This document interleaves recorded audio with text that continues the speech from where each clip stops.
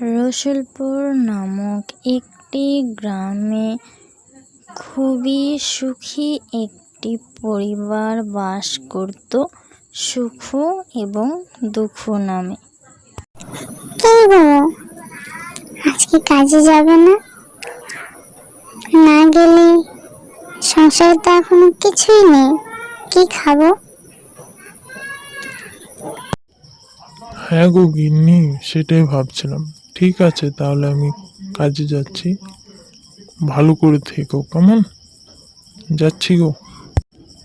চললুম গিন্নি আমি। খেয়াল রেখো নিজের আর ছেলে মেয়ের। এই বলতে বলতে চলতে লাগলো দুঃখ। ঘন রাস্তা এবং জঙ্গল পেরিয়ে এলো। দিন গড়িয়ে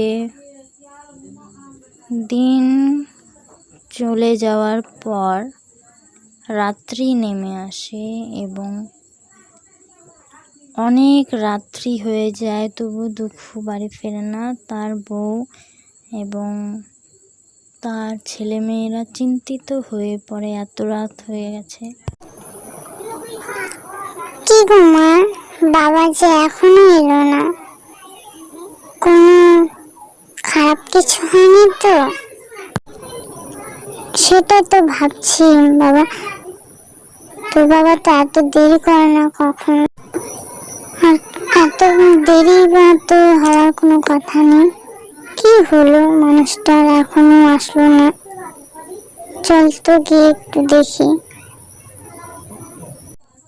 এমনি করে রাত কেটে যায় এবং কত রাত কেটে যায়, দিন চলে যায়, তবু দুঃখ কোনো সন্ধান পাওয়া যায়নি। দিনের বেলাও তার কোনো সন্ধান পাওয়া যাচ্ছে না। তাদের অনেক কষ্টে দিন কাটতে লাগে।